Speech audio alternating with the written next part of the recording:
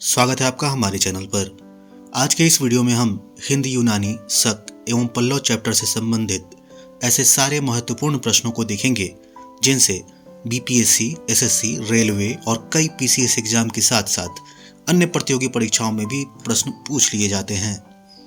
तो आइए शुरू करते हैं हिंद यूनानी शक एवं पल्लव से संबंधित पहले प्रश्न के साथ। पहला प्रश्न है, सातवाहन वंश के बाद भारत पर आक्रमण करने वाले विदेशी आक्रमणकारी कौन थे? हिंद यूनानी शक, पल्लव और कुषाण। इस वीडियो में हम हिंद यूनानी शक एवं पल्लव से संबंधित प्रश्नों को देख रहे हैं। अगला वीडियो हमारा कुषाण वंश से संबंधित आएगा। दूसरा प्रश्न है, हिंद यूनानी को क्या कहा जाता था?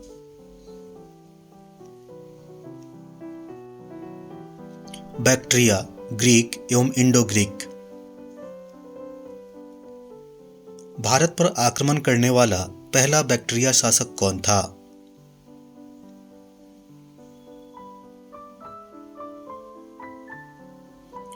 डेमेट्रियस, जिसने 190 ईसा पूर्व में भारत पर आक्रमण किया था। डेमेट्रियस ने कहां-कहां अधिकार कर लिया था?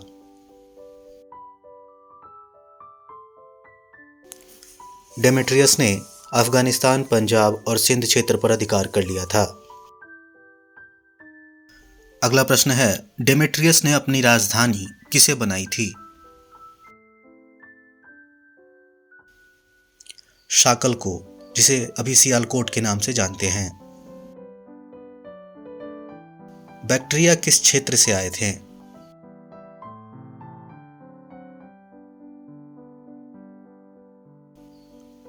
मध्य एशिया के क्षेत्र से।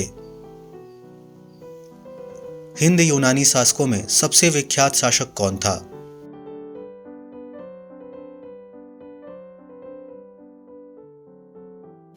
मिनांडर।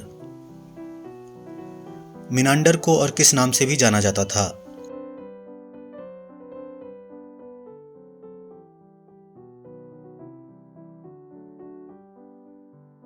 मिलिंद। मिनांडर ने अपनी राजधानी किसे बनाई?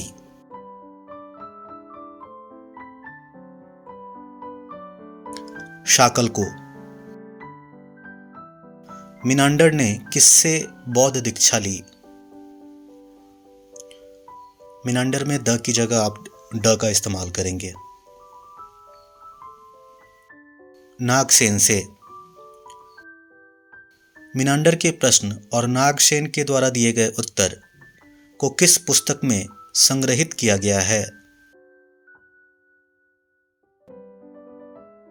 मिलिंद पन्हो।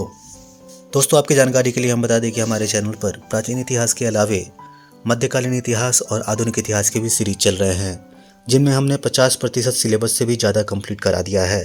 अगर आप हमारे वीडियो से ज़्यादा लाभ लेना चाहते हैं तो हमारे प्राचीन इतिहास के पहले चैप्टर पाषाण काल के वीडियो में समझाए गए तरीके से पढ़ाई कर सकते हैं।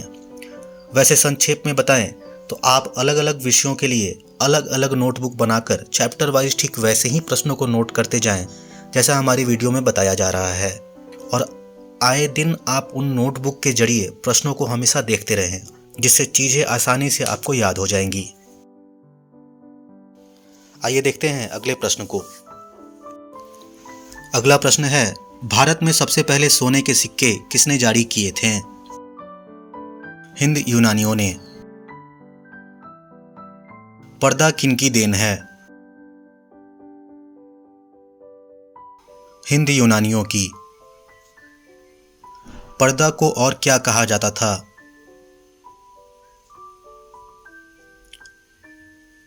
यवनिका। हिंद यूनानियों के सिक्के की सबसे बड़ी खासियत क्या थी?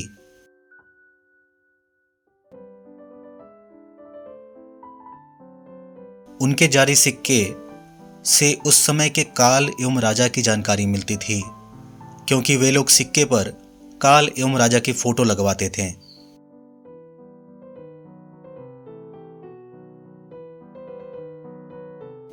हिंद यूनानियों की वह कला जो भारत में गांधार कला का उदाहरण है। Hellenistic art. अगला प्रश्न है, गांधार कला शैली किसका संश्लेषण है?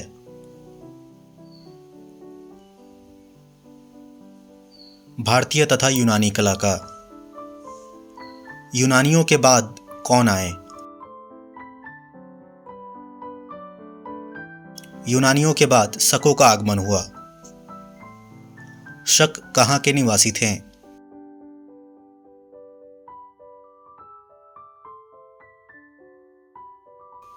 शक मध्य एशिया के निवासी थे और चारागाह की खोज में भारत आए थे।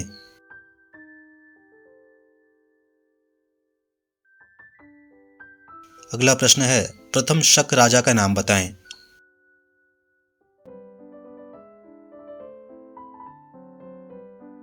प्रथम शक राजा का नाम मो था। शकों की कितनी शाखाएं या राजधानियां थीं?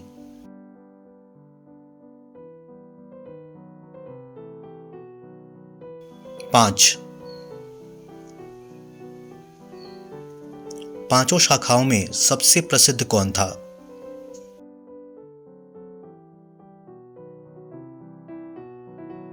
पश्चिमी शाखा। पश्चिमी शाखा का सबसे प्रसिद्ध राजा कौन हुआ? रुद्रदमन। बिना बेगार के सुदर्शन झील का जीर्णोद्धार किसने कराया था?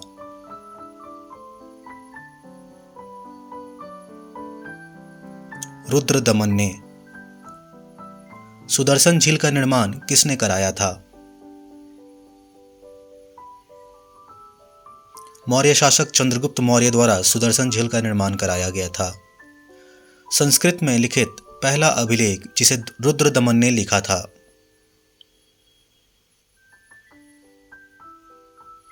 जूनागढ़ का अभिलेख।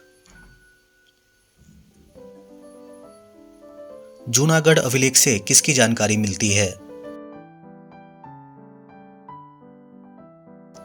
जूनागढ़ अभिलेख से चंद्रगुप्त मौर्य और अशोक की जानकारी मिलती है।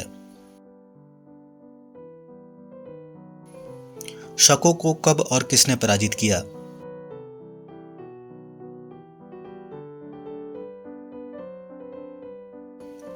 अंठावन ईसा पूर्व में उज्जैन के राजा विक्रमादित्य ने शकों को पराजित किया। अगला प्रश्न है, शकों पर विजय के उपलक्ष्य में 58 ईसा पूर्व में कौन सा नया संवत शुरू हुआ? विक्रम संवत। शकों के बाद किनका शासन आया?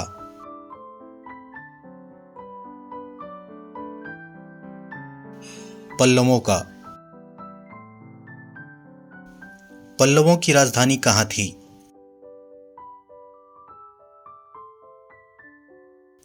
तक्षशिला।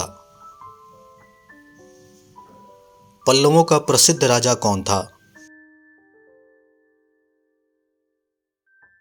गोंडोफर्नेस। तो दोस्तों, यह थे हिंदी यूनानी शक एवं पल्लव से संबंधित ऐसे प्रश्न जो अक्सर किसी न किसी परीक्षा में पूछ लिए जाते हैं। अगले वीडियो में हम कुषाण वंश से संबंधित सारे प्रश्नों को देखेंगे। हमारे चैनल से संबंधित कोई भी सुझाव या कोई शिकायत हो तो आप हमें कमेंट बॉक्स में जाकर बता सकते हैं। इस वीडियो को देखने और अपना समय देने के लिए आपका धन्यवाद।